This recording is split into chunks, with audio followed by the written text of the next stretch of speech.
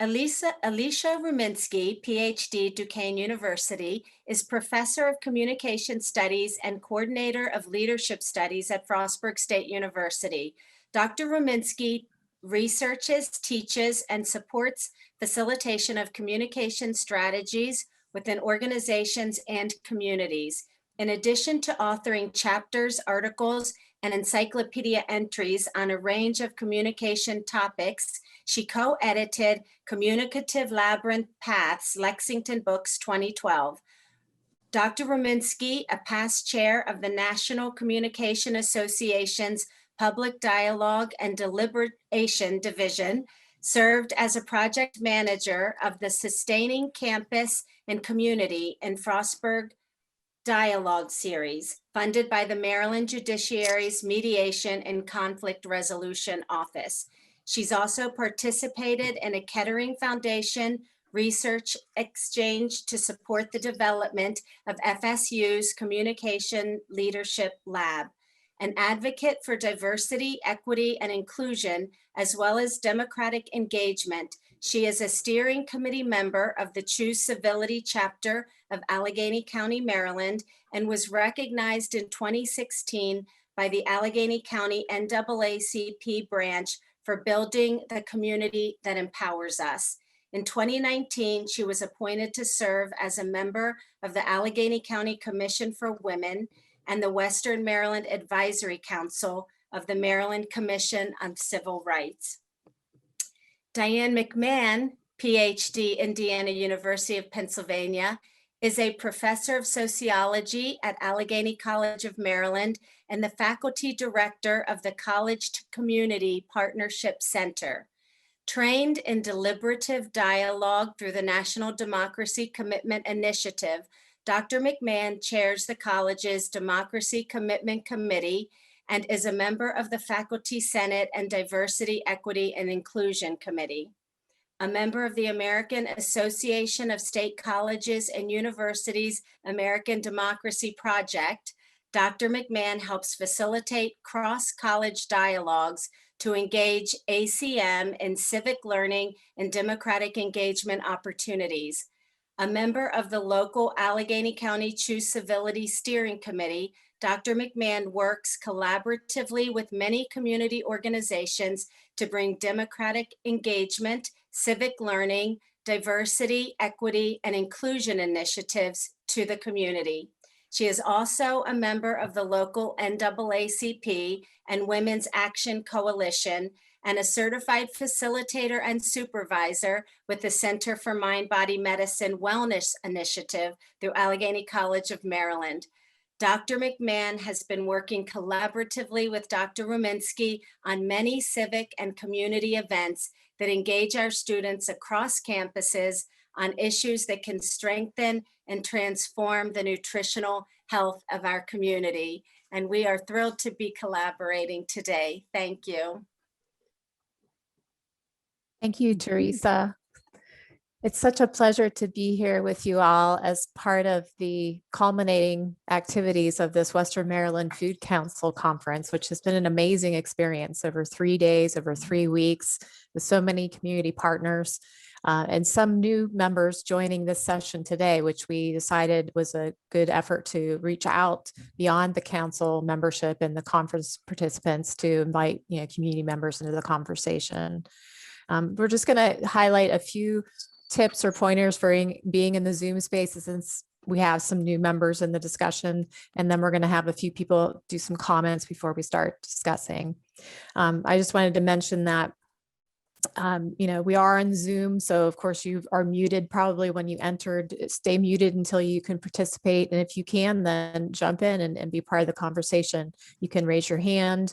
When you go to the section where reactions are on Zoom, you can also, physically raise your hand if we can see you. We have got a lot of participants though, so you might need to also use chat to get into the conversation. And, we will make sure it's secure. If there are any issues, we'll, deal with those as they come up and use our alternative spaces of Facebook or, our other ways of doing. So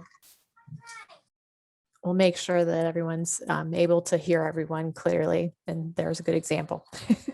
So I wanted to thank Dr. McMahon for partnering with me as she does often. And I love the opportunity to connect with her and her colleagues and her students. And I'm going to turn to you and see if there's anything else you wanted to add in our introduction before we have Renee talk about the Day of Civility.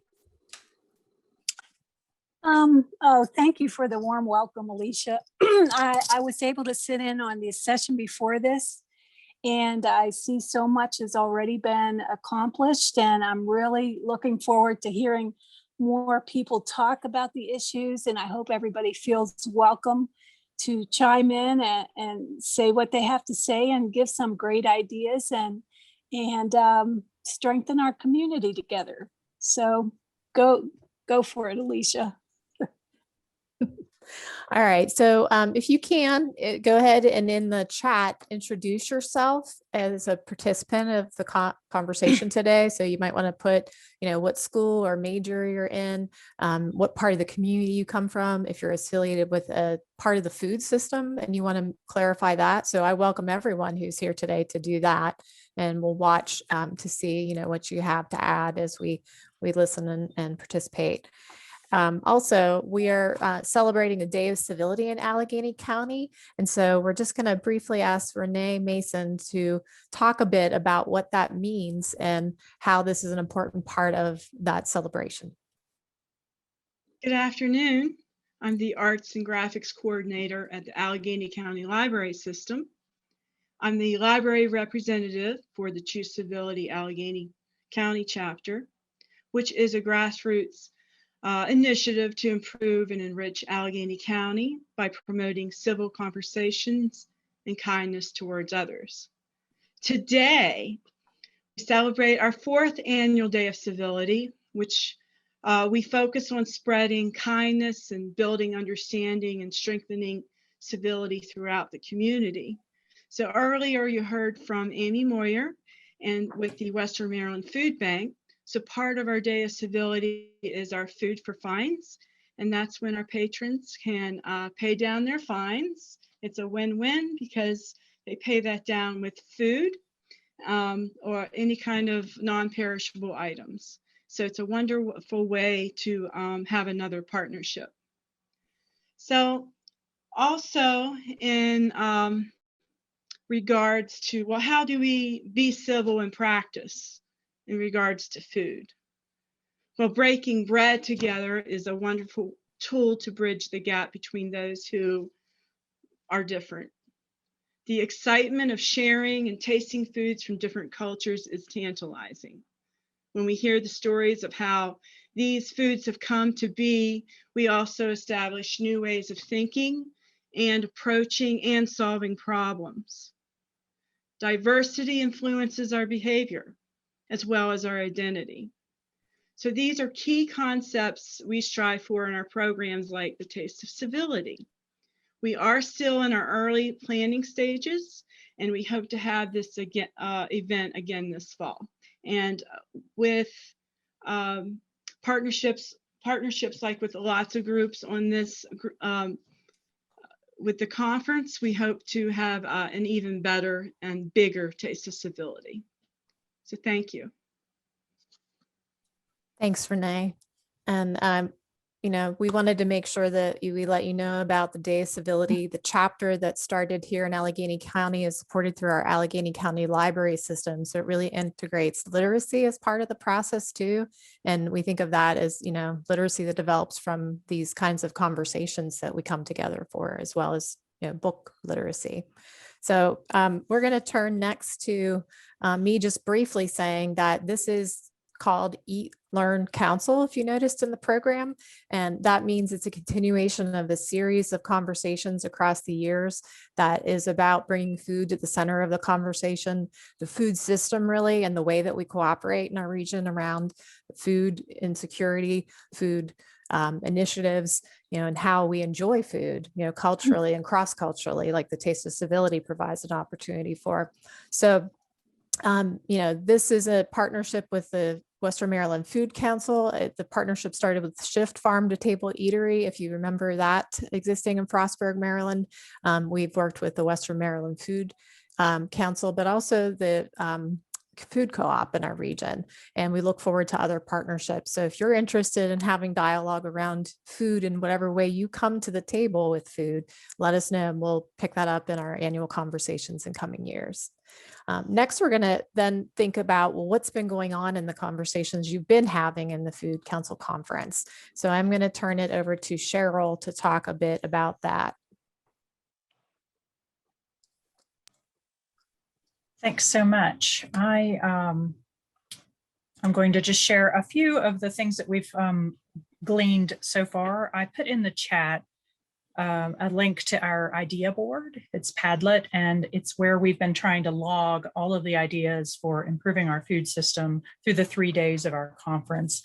And I just wanted to give you an idea of what we have so far in that Padlet, in that idea board, to help spur today's conversation. I do not want to limit today's conversation by any means, but I just wanted to show you some of the things that have been spoken about so that we can maybe spur more ideas for our conversation today.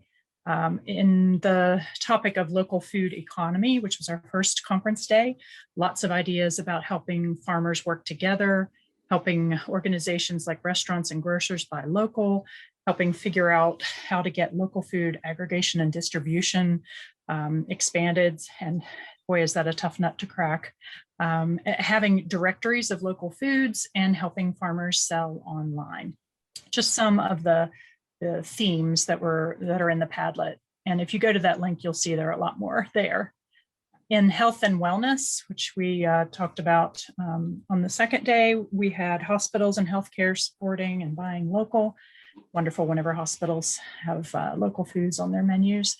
Teaching seasonal eating, lots of teaching in this one, teaching people how to cook, how to choose local foods, teaching consumers cooking economics. And by that we mean, it's cheaper to buy raw foods and cook them yourself rather than buying fast food. And then teaching kids and adults gardening. And then today's topic of food access, lots of ideas around ways to get more people who need local food or any kind of food, helping to crack those nuts, as we say. SNAP access at farmers markets is super important. Getting local foods in food pantries through gleaning programs and even purchasing, bringing food to small communities. We've already heard about that in earlier conference session, and lots of other ideas there, as you can see. And please go to that link, bit.ly/our-food-ideas, and that will help us to log all the ideas today. Thank you.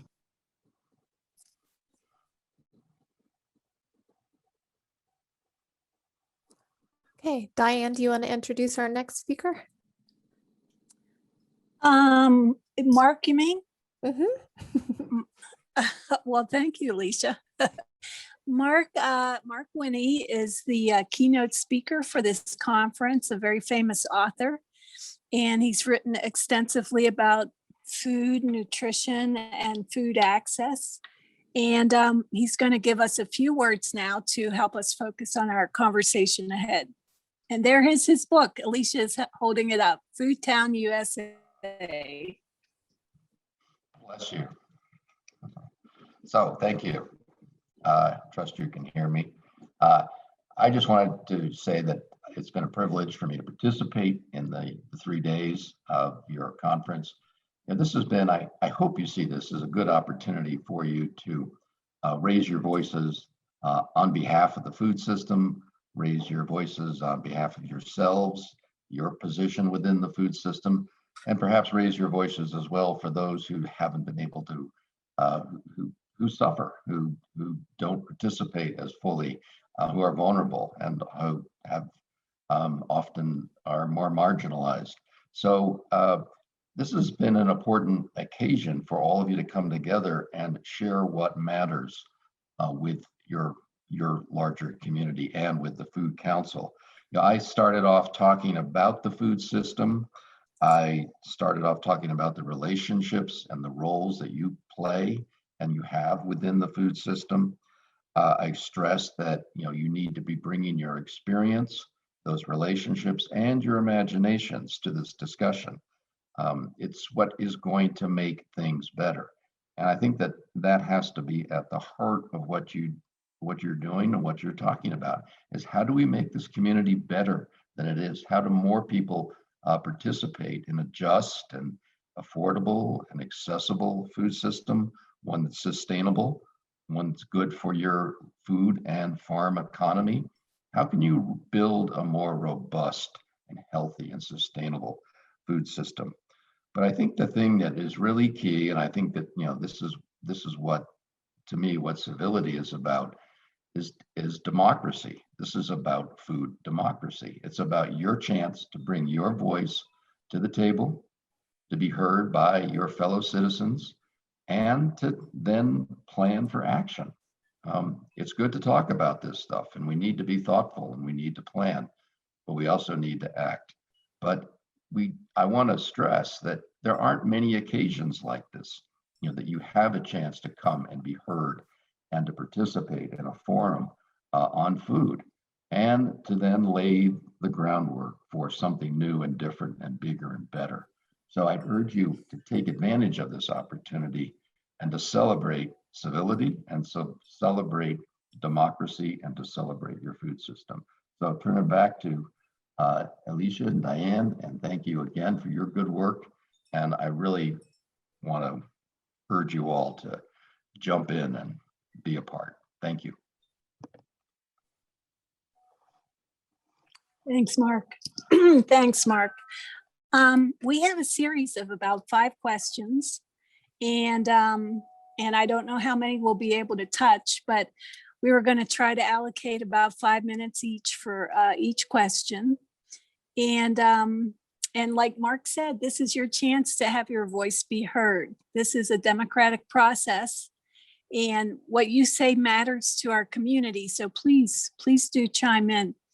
The first question has to do with food access, today's focus. If you were going to be a champion of our food system, what would your idea be for something that you would really make an improvement, that would really make an improvement in the community? So this is about access, and what's your idea for something that would make an improvement in the community? Can somebody put that in chat?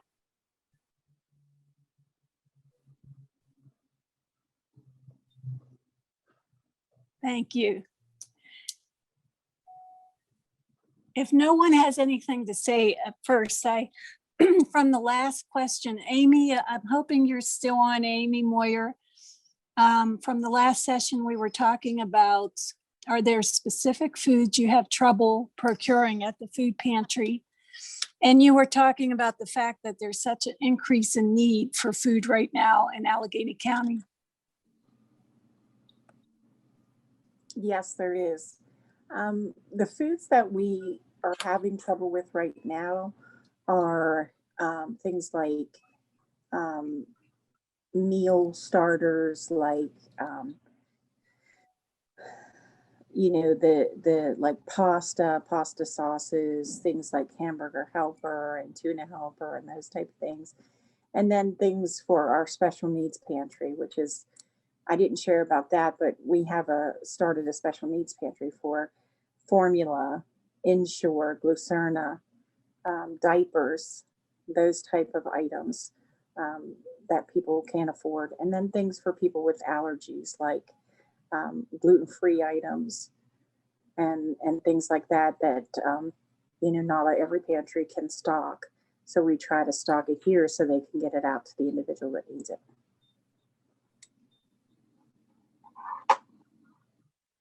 Thank you. Thanks, Amy. Mm-hmm. So does anybody have any ideas on how we could help Amy?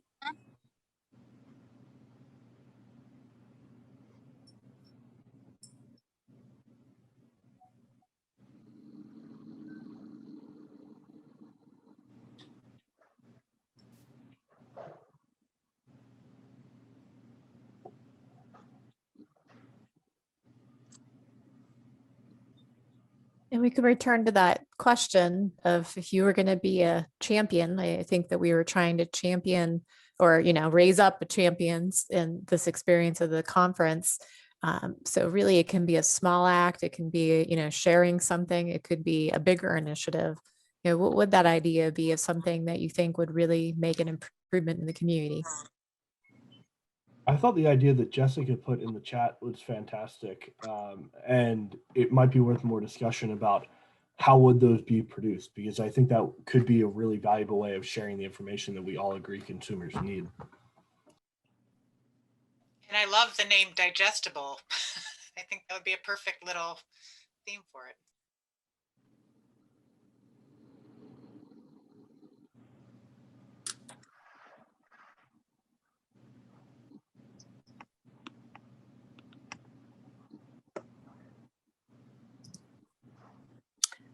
So there's a question for you in chat, Amy.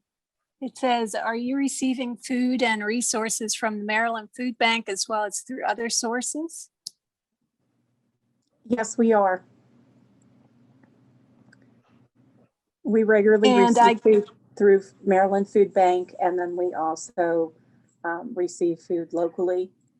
We just don't have as much in this area. And then we also purchase food from local sources here, and then food that we bring in from other areas.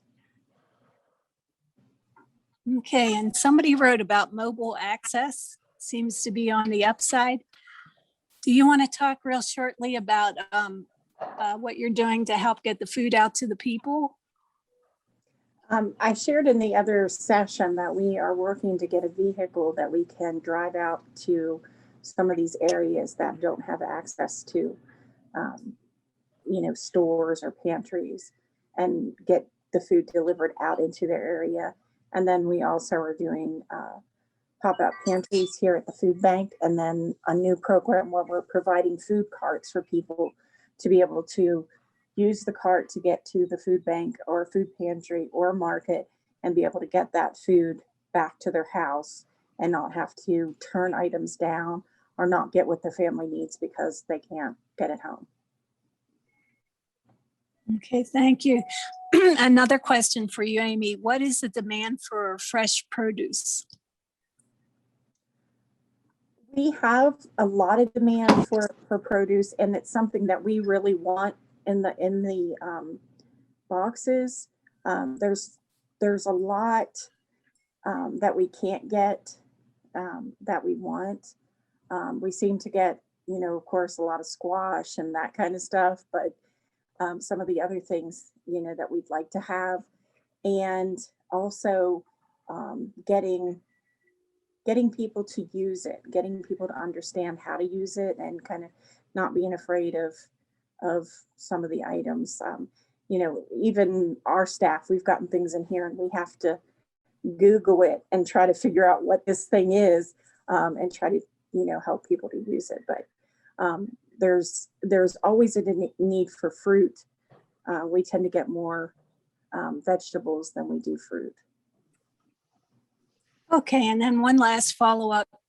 Do you see any locally grown food being donated out through the food pantry? Is there any obstacles or any way to make that happen if it's not happening? We do see a good bit of food donated locally. And I don't know off the top of my head, but in the thousands of pounds of food we get locally. We usually get squash, tomatoes, pumpkins, corn. I think what else? Cucumbers.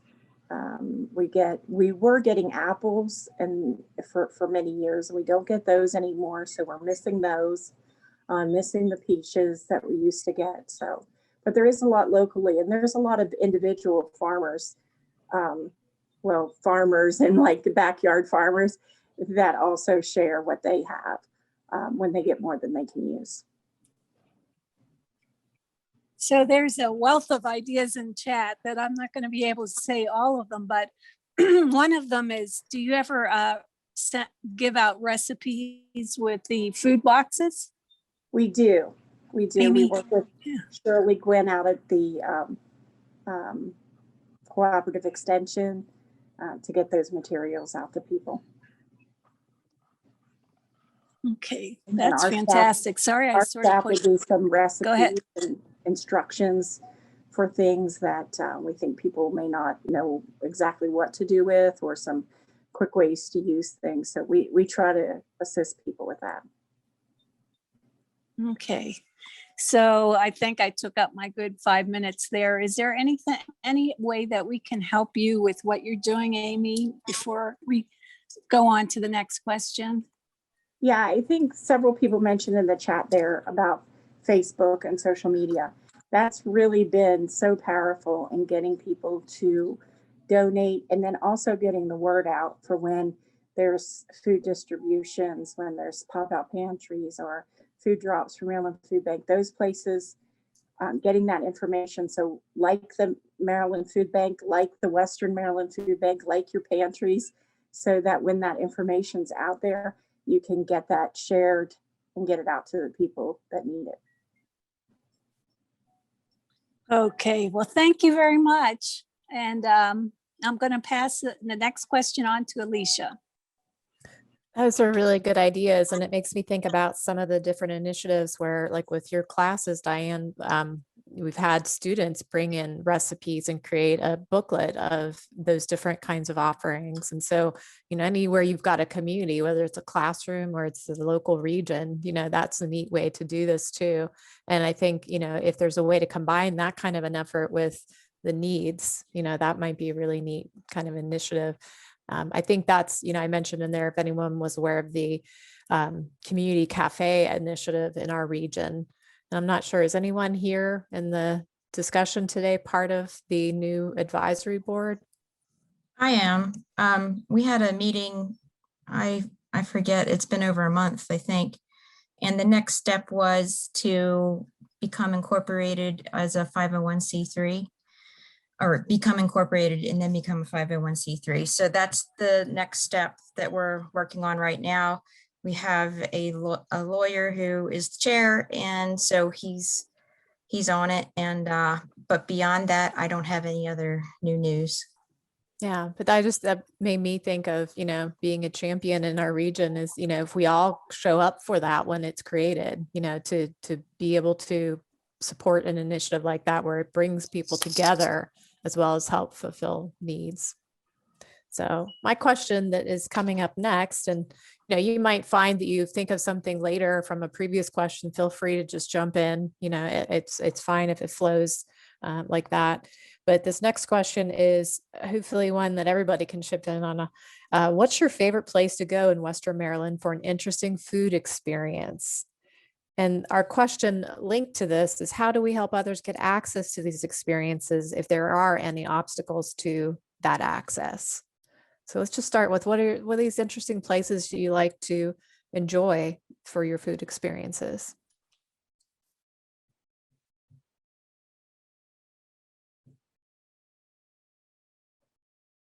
Oh yeah, I see the chat lighting up. You know you're going to get hungry now if you didn't just eat lunch.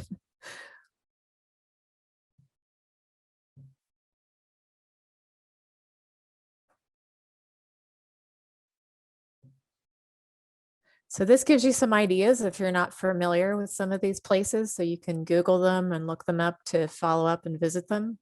Does anyone want to talk about any of these experiences? Because I know for me, for example, I've been trying to support more of our BIPOC owned or managed establishments. All That To Go, you know, is one that I just visited last week. And I know that, you know, there's a lot of places I'm not even aware of. So I like asking this question.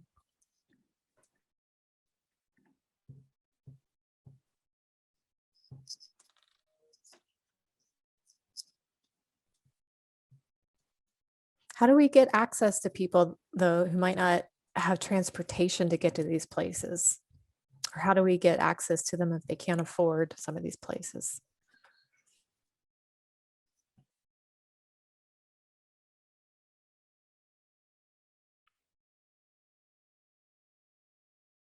That's a great point about some of these being along the bike path, bikeable, lucky dog.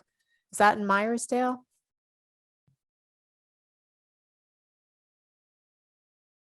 Confluence. Confluence. Okay, yeah. But I know there's a huge tourism push for the bike path anyway. So if we made sure that the cool foodie experiences were close to the bike path, it would be it would do well for tourism, and it would do well for the things that you're working on as well.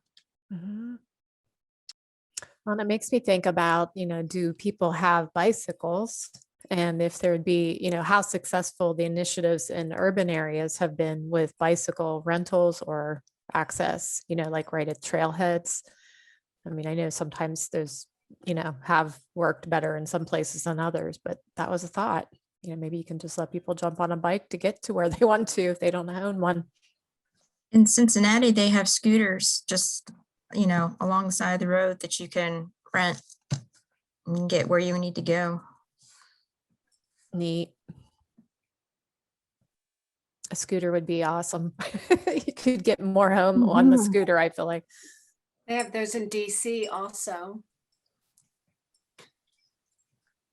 Alicia, I think Tom has his hand up. Oh, yeah. Go ahead. Jump in, please, Tom. This is really in response to an earlier question about ways to provide greater access. And I'm wondering if we could we could do an awareness raising session for students at both Frostburg and Allegheny College of food insecurity and the nutrition value of food, and get them to raise some money. Frostburg State does a great job in terms of Relay for Life every spring, and yet that's a wonderful cause, and I certainly wouldn't want to compete with that. But I think students would resonate with a project that addresses food insecurity here in Western Maryland. And if it were a collaborative effort between the two institutions, and maybe even involve Allegheny County Public Schools in this effort, I can see a lot of potential for at least exploring the capacity to engage in that kind of initiative. Thanks, Tom. Yeah, I love that idea. I love that, there's a basis for that work because of some of these efforts we've already done, but then to reach out to, different educational levels. I think that's a really good next step. Looking at autonomous vehicles and A1 for greater good. Thanks, Jessica. That's awesome. Yeah. So they're working on these efforts to do some really amazing things with technology in an area, where I think we've got great potential to be able to do that, to have, people able to work remotely on initiatives sometimes too. Jessica, did you say that you are doing that as a 4-H project now in your robot? No, sorry. Okay, I get Okay. carried away. You guys said you wanted ideas. I've got ideas. You just Oh, yeah. happened. So what we could do, you see, is link all of our different strengths together to compensate for our weaknesses. And so we all have a lot of strengths on this call. And we are human, so we have weaknesses. So we just compensate. So for example, I like to play with Lego robots. That's what I like to do. And but my mom likes cows. So here we are at the farm with her cows. And this morning I was asking the vet a question about what would make his job better, because I've been perseverating on this idea of burnout lately. And so it relates to the food system as well, because this man, my mom, here we are in the middle of nowhere. We have cows. Cows are what we eat for food. This is metaphorical, right? I mean, we need cows, we need food, we need whatever it is we need to eat. And so this veterinarian would be a limiting factor in the system. And so, you can't have cows, food, any kind of food product without certain limiting factors along the way. So I asked him, because see, I happen to work with kids, and so, you know, kids are pretty swift and they can do a lot of things. And if we grow them from the beginning, we can basically figure out anything. So I'm thinking, well, what would make your life better? So I asked the man, what would make your life better? And he wasn't really sure because he was kind of taken aback. And but he travels like 4,000 miles a month from farm to farm because he's a dairy cow specialty vet. And so I asked him if he even goes, hey, you guys from Extension, he goes to Campus Farm and he lives and he's from Hagerstown. But then I thought, look, why don't we just make an app that would somehow simplify his travel routes, his booking, his one solution to the burnout of XYZ. Pick, I feel like we're all on the level like tipping point of burnout. So pick any occupation. I just happen to find the limiting factor of a large animal vet who travels, but pick anything. And why don't we just use artificial intelligence to optimize it? Artificial intelligence doesn't take the place of human beings. It just frees up our brain space for like the annoyances of daily living, like this poor man trying to figure out how to get from here to here to here in the fastest way possible. Like, let's just use it technology. That's all. Sorry. And autonomous vehicles, but somebody else should talk.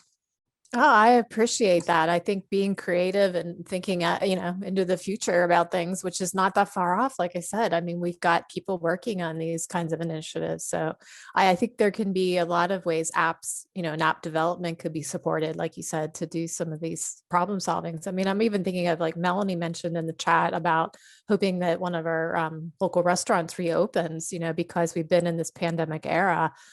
Soul Houses, I don't know if that's why they shut down, but there are some problems for restaurant owners that, are preventing access to some of the good food experiences that we had. So I wonder if there's not a way to help them have access to what helps them get started back up, or to, have a network of restaurant owners. So there are endless opportunities.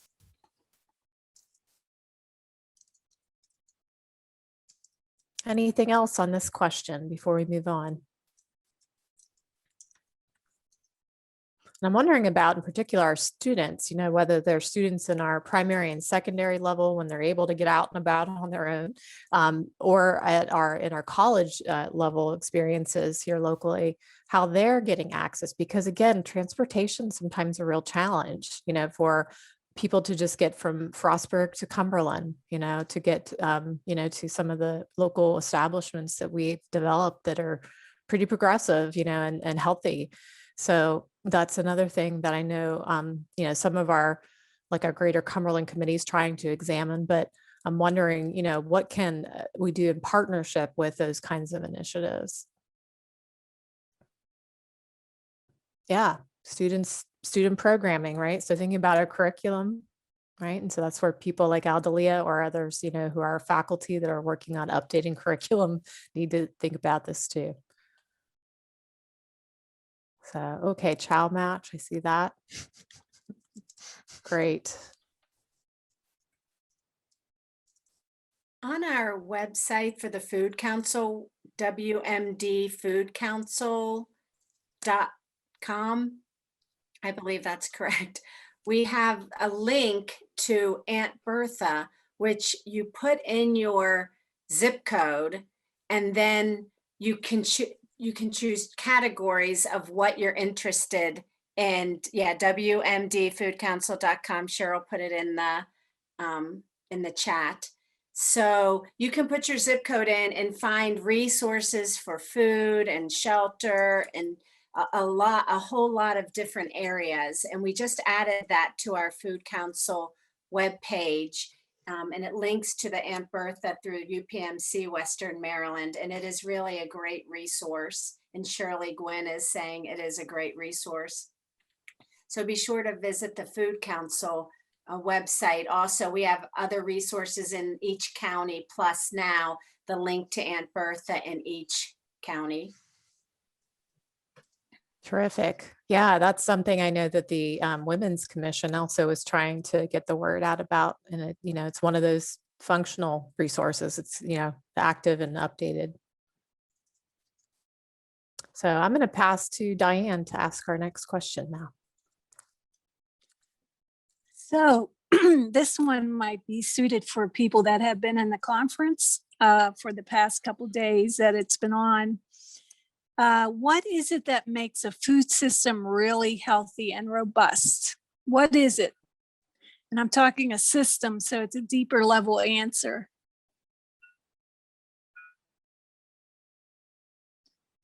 What makes a food system really healthy and robust?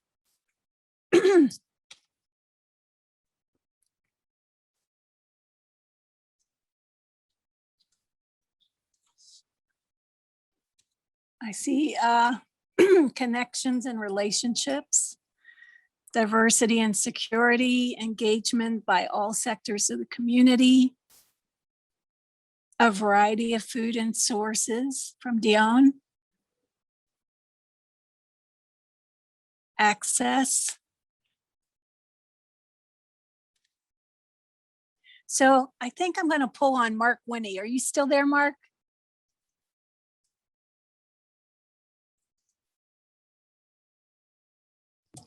Yes. Okay, since you are yeah, I can, thank you. As an expert in this area, what does make a food system really healthy and robust? Well, right now I'm eating, I have my mouth full of a local apple. So didn't get me at a good time. However, I would say at the moment that feels pretty robust to me, that I can. That is robust. I mean, there's an element of, pleasure here and sensuality with food that I think makes it, gives you a chance to really find contentment that is a lot easier to access than we think. We don't have to search far and wide if we find, good sources of local food. So I think that that's part of it. And then all the points that are mentioned, the connectivity, relationships, diversity. I recall once spending a few months, one summer season, and when I was living in Connecticut, really trying to pretty much live locally, eat locally, and it wasn't easy. It was back before there was as much consciousness about local food as there is now. But finding farms that were willing to sell to me directly. Finding more farmers markets, finding stores that were willing to offer local products. And it was just this, as you follow that thread of your food, it really sort of creates, you start to realize the potential for how robust a food system can be. The more connections, the more places, the more threads, well, it starts to look like a web, namely a food web. And over time, that can be pretty satisfying. And so that's sort of my sense of robustness. But I would say from an individual point of view, or from a consumer point of view, you have to make the effort to go out and do it. And if there are obstacles, social obstacles or economic obstacles, I think most of us, have the responsibility to try to remove those obstacles in whatever fashion we can. So yeah, robustness and contentment are not that far out of reach, and but it takes some effort to go out and find that thing that's often just around the corner. Thank you. I'm sorry to interrupt your Evercrisp apple experience. That's okay. But what you made me think of from that was very profound, was our own personal relationship with food and how we deal with food as an individual. And when I think of that, I think of Teresa. And Teresa, I wanted to ask you, how do you see people's relationships with food being part of the food system, being healthy and robust?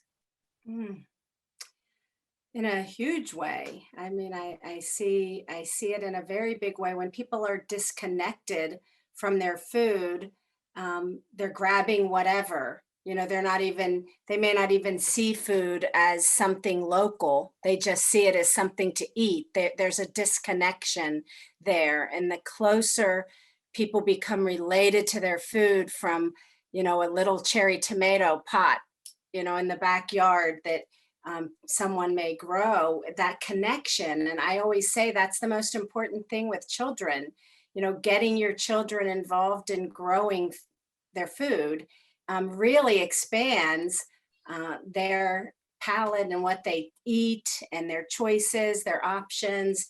And so I think it does go back to the dirt and growing your own food and getting connected to your food. Did I answer that? That was really helpful. Thank you. For some reason, the word Candyland was popping up in my mind that like we're raised in Candyland, you know, but we're so out of touch with the soil and the earth and the ground and the body that we are. Alicia wrote, I think of how we are building a community consciousness around food through people we know who help on this subject, partners that are connecting more, and events that occur annually to check in on and grow that consciousness. And I like the idea of community gardens developing that are throughout, even maybe in sidewalk areas on the streets. So another way to raise consciousness. So does anybody else have anything to add?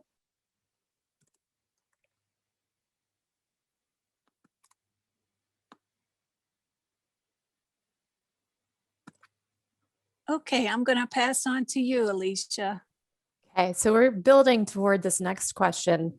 Excuse me. So what would strengthen the local food system? If we know what makes it healthy and robust, what could we do to continue to build and strengthen beyond these things that have been shared? And I'm thinking about how in particular, what's next? You know, what do we invest in time and energy wise, collectively, individually, to move things to a deeper level, to get things to be, you know, more sustainable, more accessible. And, you know, in particular, as we have this discussion, we have people listening carefully who are part of the work groups that are going to be funding or using the funding available to some of the Food Council projects. So the recommendations you make might get really enacted. So just, you know, put it out there if you've got an idea about what you think is going to help to get things to flourish more for us in this region.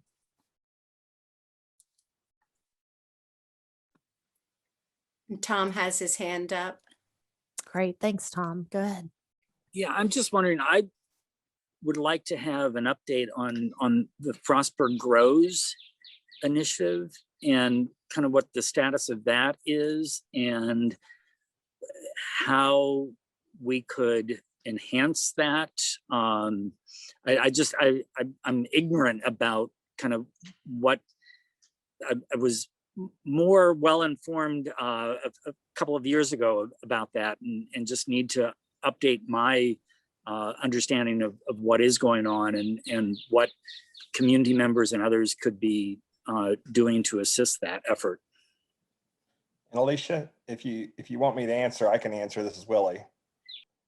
The Frostburg Groves facility is underneath of the Western Maryland RC&D, which Josh Smith is the executive director, and Josh may be on this call as well.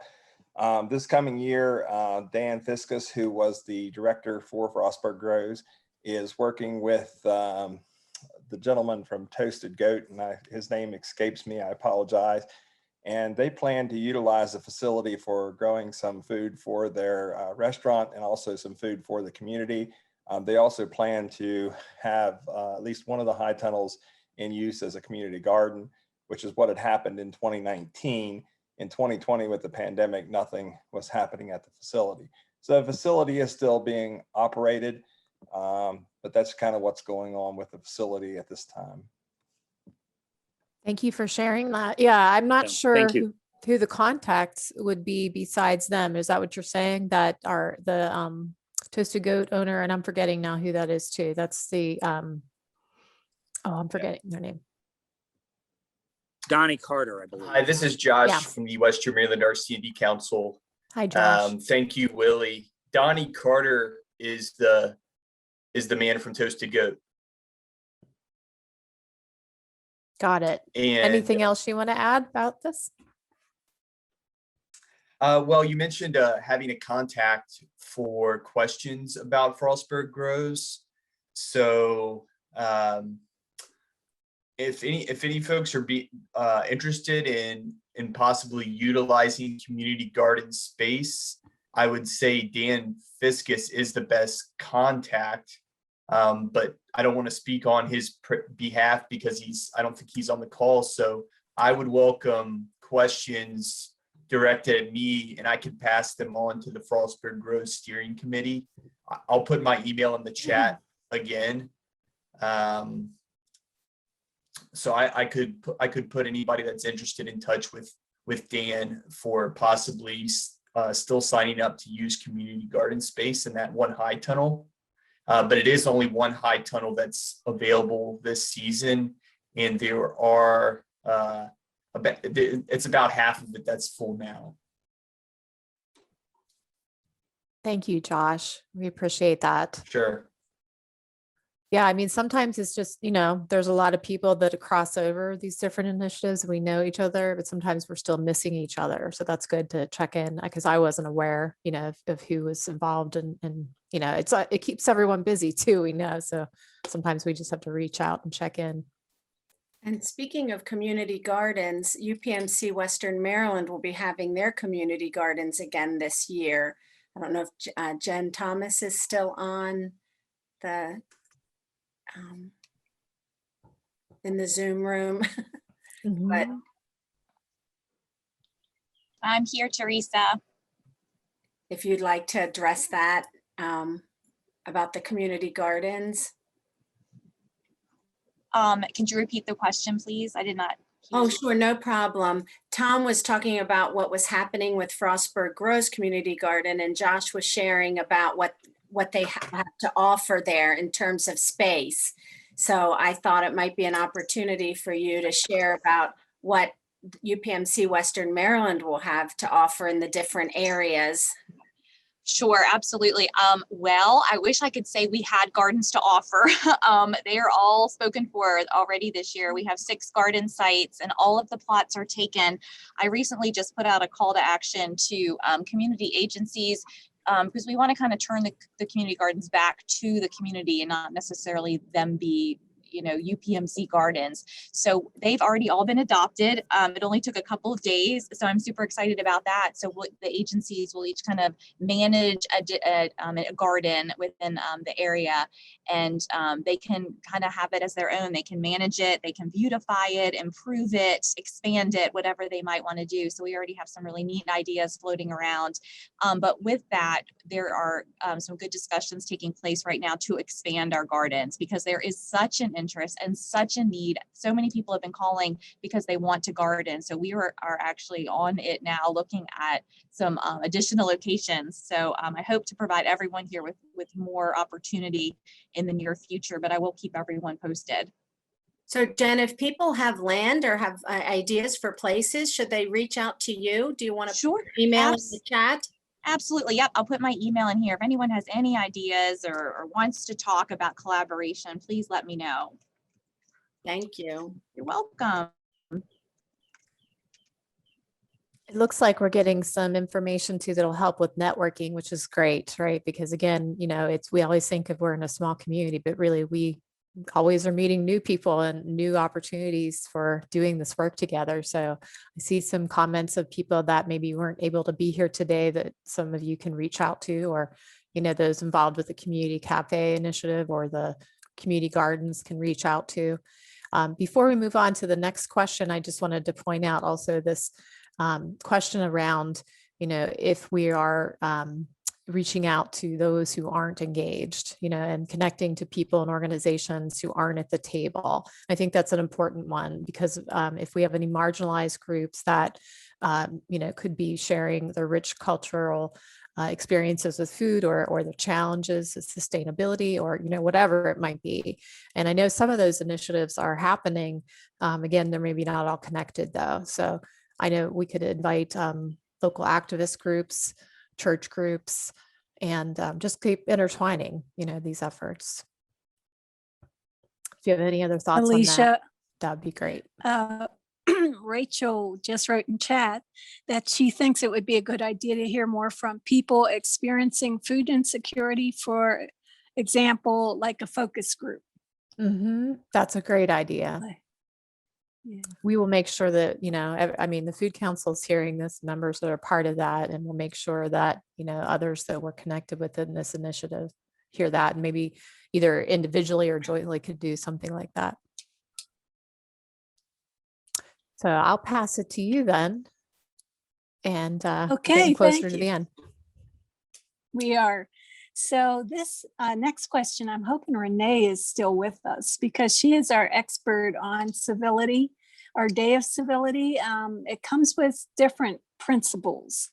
And I was thinking, Renee, if you could maybe talk to us about how you think civility is part of the way that we can improve the food system in our region.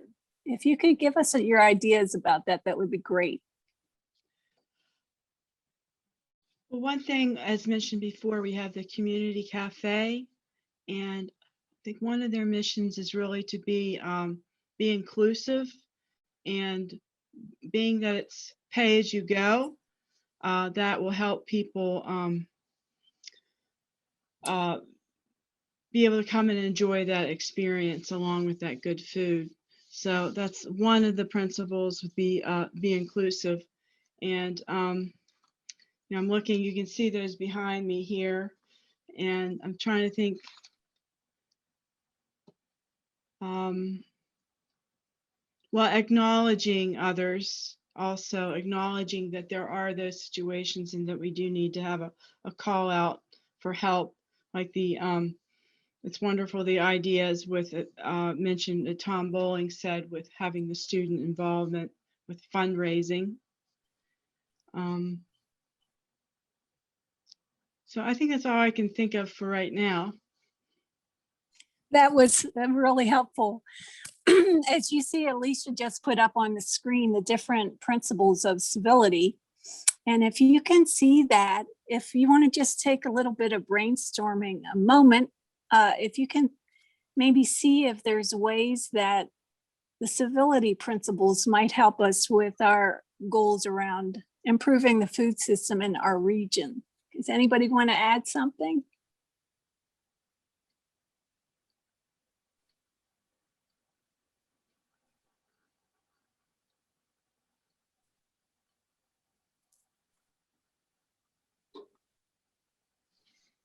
I was just going to add a simple one is give ratings to restaurants locally or farms or anyone, any establishment that you might be working with, that kind of get the word out about how they are contributing in positive ways to the food system. That's a great one.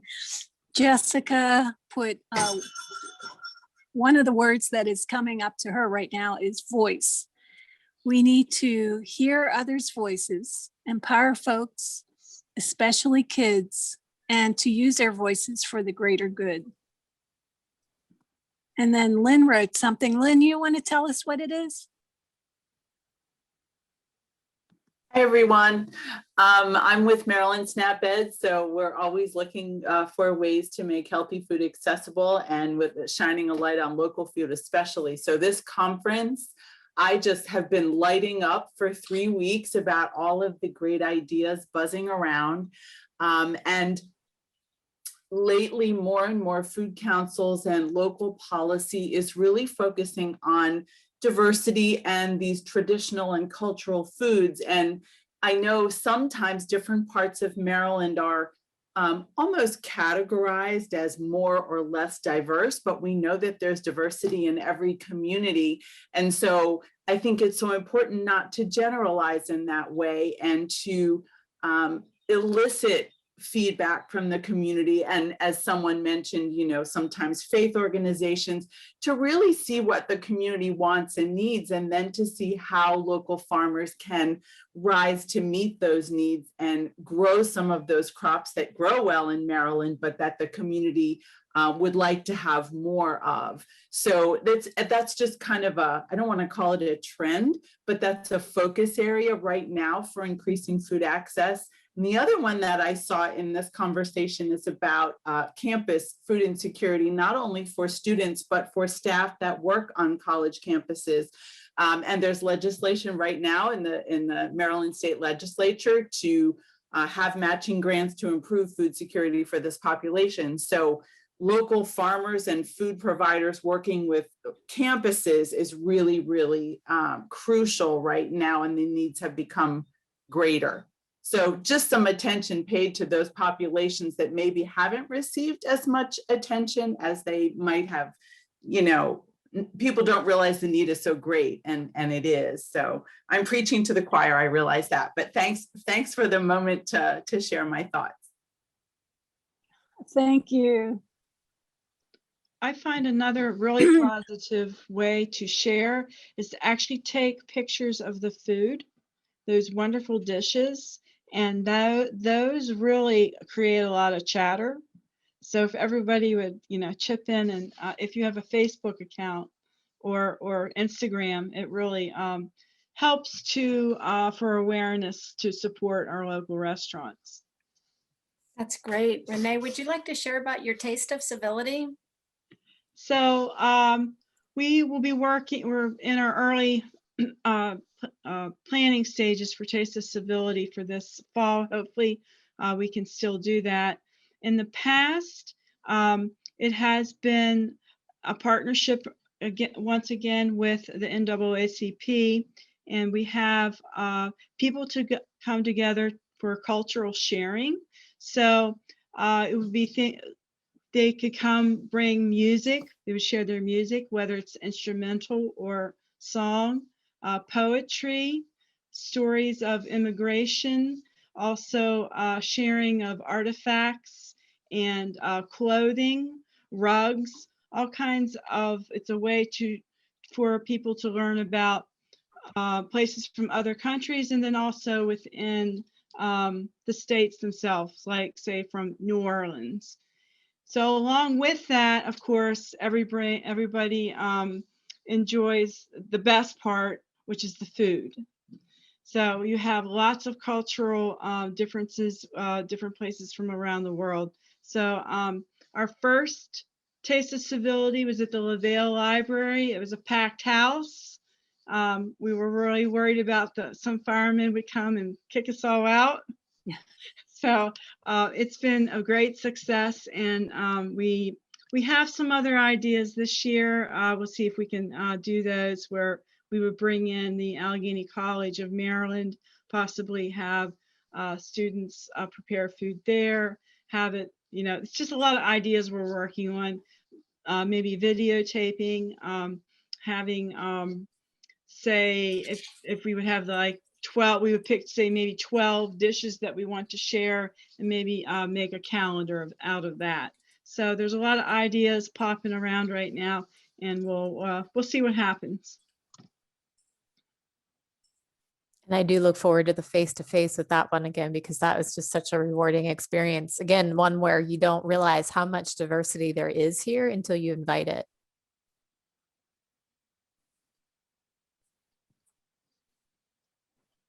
So I think we're at the point where we're gonna let Alicia sort of do a summary and close us out.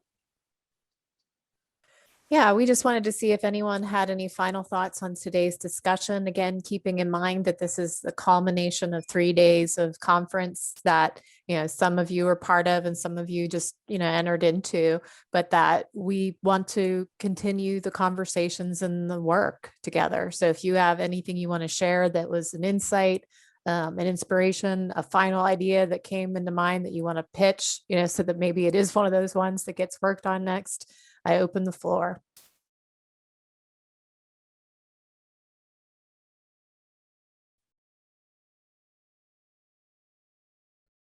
Any last thoughts?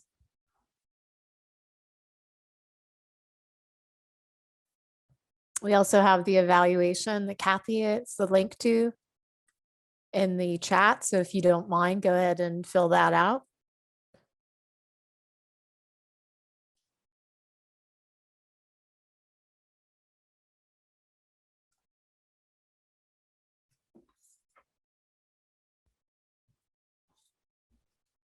And I know that Teresa, you also maybe were going to mention, or, you know, those of you that are part of the Food Council and Conference Planning Committee, you want to talk a bit about just those work groups and what's next, what the next steps will be. I would like to invite everybody to our local work group. So each county, Washington County, Allegheny County, and Garrett County, we have our own local work groups. So we will let you know. I think what we decided, and Cheryl and or other committee members maybe want to correct me. I think what we decided was we would reach out to you and let you know when your local work group is meeting via the email address that you provided. If you did not want that, then you could let us know that you weren't interested in that, but when we email you after the conference. Yeah, each county has a little bit of a different schedule for when our meetings are, but we really welcome you to come. They're open to anyone, and it's a great way for this conversation to continue. I know in Allegheny County, we have a lot, every time we meet, every other month, we have speakers, and we did have a speaker from the Pay As You Go Cafe come, and so it is a nice way to, and we've done field trips before COVID. We went up to Frostburg State University and toured the rocket composter that's being used there. And our next field trip is to the food bank. So we had that scheduled, but we weren't able to do that because of COVID. But we do welcome your involvement in our local groups.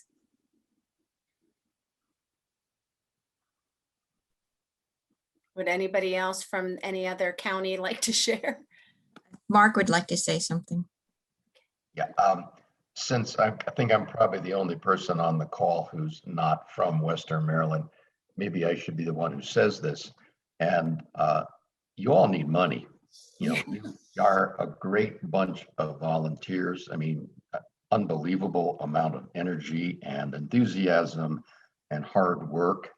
But, you know, let's be real, folks. We need money. You need money to do the things that need to be done.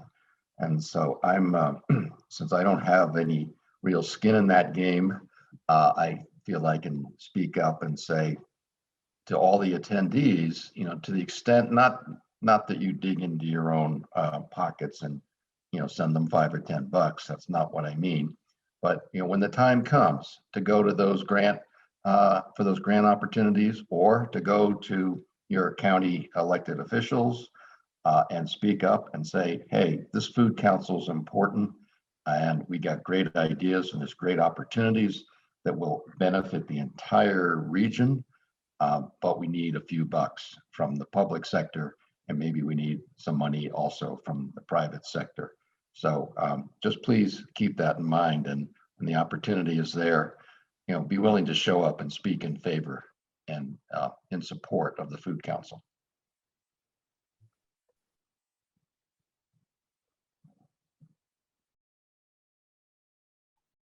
Terrific. I love this idea of thinking about how we can pull our energies to, you know, getting those funds that we need that, you know, will help make it a viable process to come together and address these food issues together.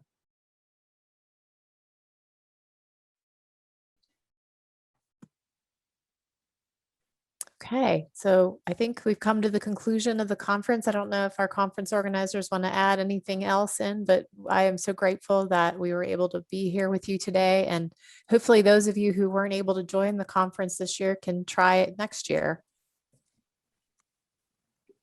I want to thank Alicia and Diane so much for help with this session and leading the discussion. Thank you very much. And I don't know if any other organizers will have anything else to add, but I do want to let everybody know we are going to play the sponsor video once more before we leave, and Kathy's gonna roll that for us when it's appropriate. So I'll give the floor to other committee members if they would like to speak now. I just wanted to also mention that we will be posting all of the videos from the conference online, and we'll send you guys, the attendees, the links to those soon. We got the first one uploaded. We're still working on the second one, and we'll get today's as well. Sorry, I'm just trying to pull up the link here and my computer's not doing me any favors. Well, Kathy's pulling up that link. This is Willie. I would like to say thanks to everyone too for pulling together this conference. When we started talking about this in the fall, I was not excited at all to do an online conference, but thanks to Teresa and Mark and Sherry and Cheryl and just everybody else. I don't want to forget all the names, but thank you all for coming together and bringing great ideas together. Alicia and Diane, working with you all in the libraries with Renee has been fantastic. So we really do appreciate all the effort that's went into this, and I think it's made a great event. So thank you all very much. And we look forward to what comes in the future. Thank you. Sherry, are you able to, my computer is just not letting me bring up this link. I don't know if you can grab it from the planning document. Yes, I can. And then, but actually, you know what? Maybe it's going to let me do it now. I'm so sorry. That's all right. You know what? It's not letting me go in there. Let me try one other thing.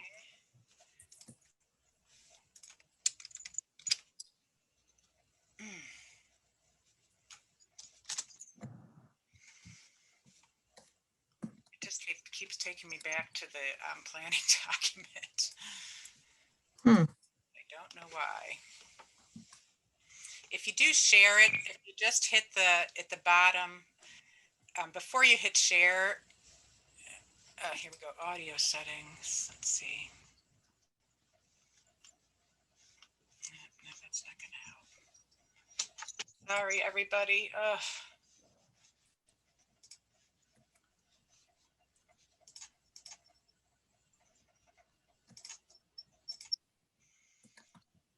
Not the day for computer issues.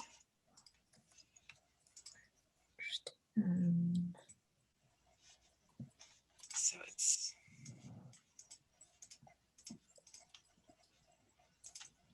since I think it's doing the same thing to you. I can play the long one. How would that be?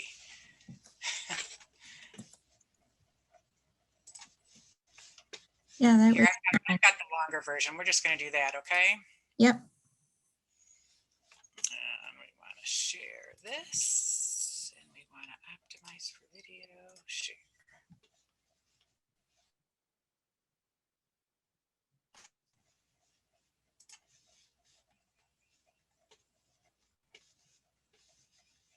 Maryland Wellness.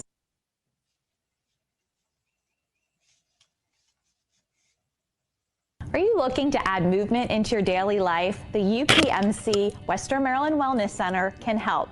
Contact us to find out about fitness class opportunities, simple tips and tricks to get moving, and even get a personalized training plan by one of our certified personal trainers. 240-964-8424.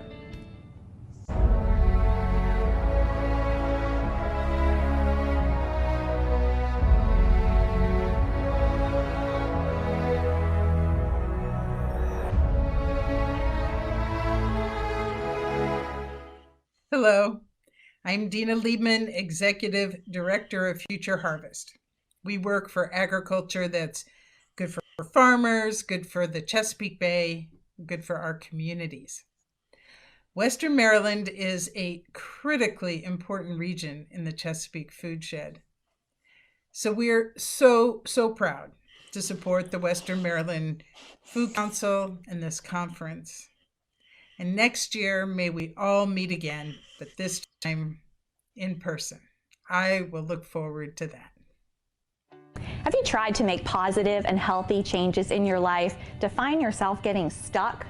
UPMC Western Maryland Wellness Center offers free health coaching. Call us today to speak to a certified health and wellness coach and start living your best life. 240-964-8424.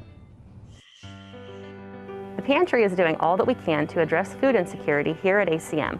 We discreetly provide food and personal care items to ACM students in need. We also share local resources, and we organize virtual educational workshops on topics like nutrition, simple meal planning, and financial literacy. If you're looking for a way to help, you can contact the ACM Foundation to provide monetary support. Simply reference the Pantry Fund when doing so, and your donation will help purchase items for students in need. Did you know that you've got a partner in health right here in your community? Priority Partners offers a low or no-cost health plan that includes a variety of critical health care services. A team of community health advocates provides no-cost health workshops and classes throughout Maryland on topics such as diabetes, heart health, and eating healthy on a budget. Learn more about the CHA program and schedule a workshop today. Do you sometimes feel stressed, overwhelmed, or just plain burnt out? UPMC Western Maryland Wellness can help you with stress reduction, relaxation, and coping skills. Our staff has been trained by the internationally recognized Center for Mind-Body Medicine, and we are here to help.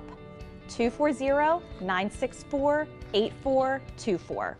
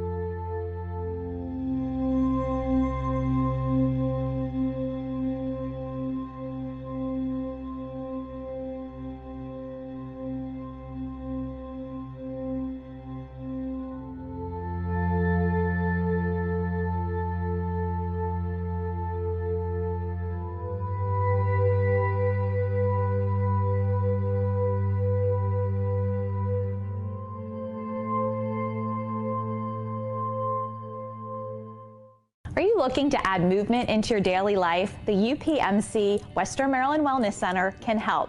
Contact us to find out about fitness class opportunities, simple tips and tricks to get moving, and even get a personalized training plan by one of our certified personal trainers.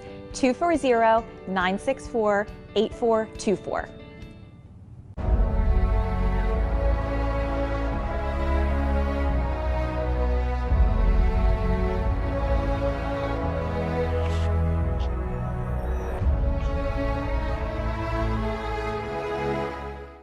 Hello, I'm Dina Liebman, Executive.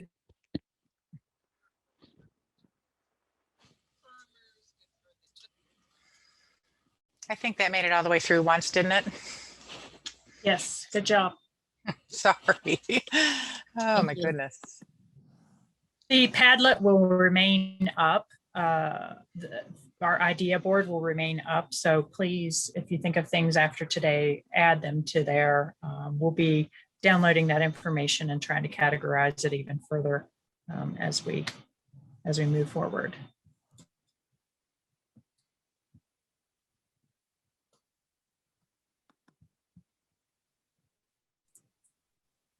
I think that's it, isn't it? I believe so. Thank you all so much. Thank you for coming. Have a good rest of the day.